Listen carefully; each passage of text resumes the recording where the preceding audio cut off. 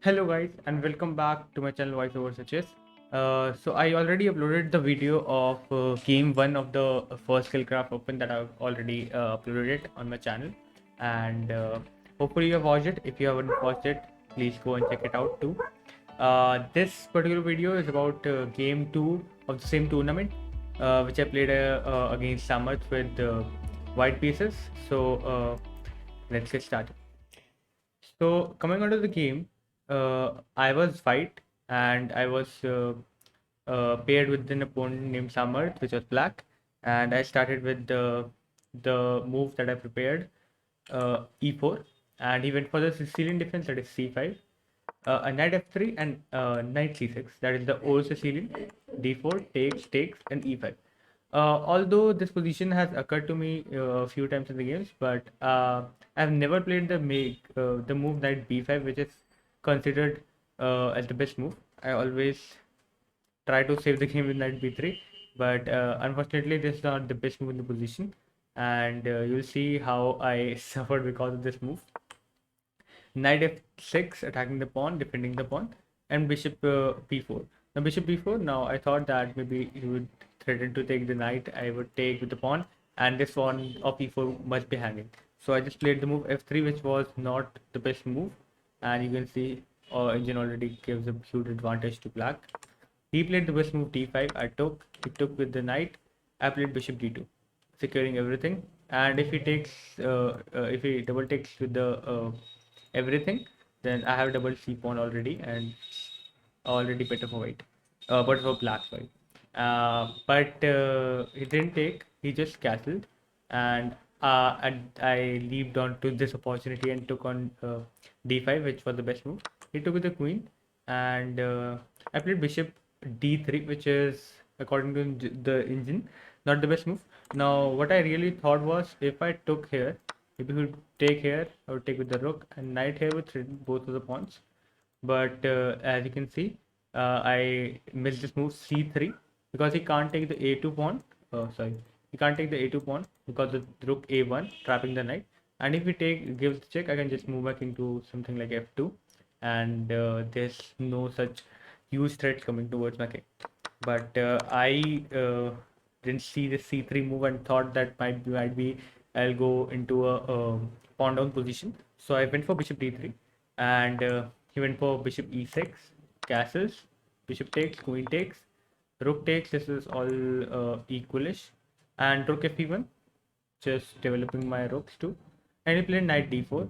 I wasn't sure what to play here, but as you can see, he can't take the knight. I thought actually that if he takes the knight, I can take the a pawn easily, and my rook will be open on the a file, and my pawns will be centralized more. And I just played queen e3. According to the engine, too, it is also one of the best suggestions. I played queen e3, and he did f6, defending this pawn. I played rook a d1, and he took. Actually, at this point, what happened is actually he touched his knight, and actually he was gonna move, and then he realized that if he moves his knight, I can just give a bishop h7 check to the king, and this rook will attack the queen, and he will lose his queen. But as he already touched the knight, he was forced to actually take this.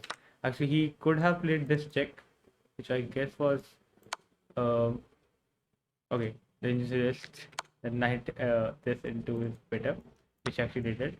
Bishop into h7, king into h7, rook into, and a into b3.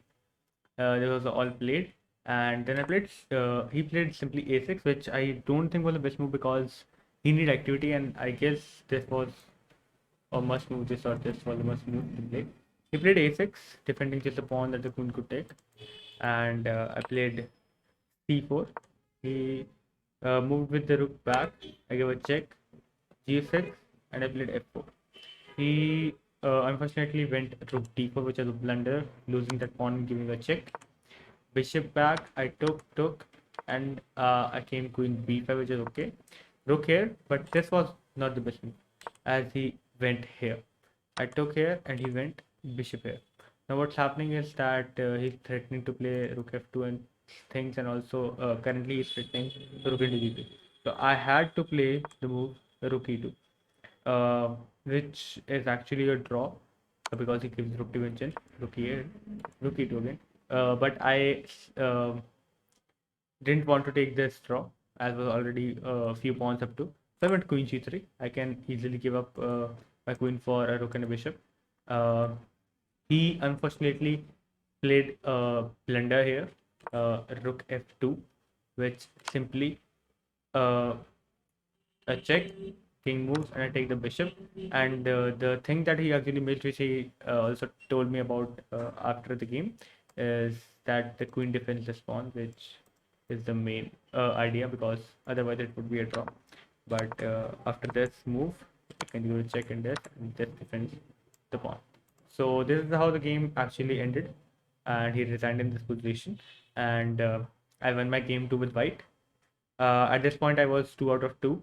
In the first game, I won. In the first round, I won against Madhav with black pieces, and now I against Amit with white pieces. My third game was against a player that I've already previously played and lost to. So just stay tuned to know what happened in that game. It was a very interesting game, and you'll get to know about it. So this was it about this game. Meet you in the next video. Thank you and bye bye.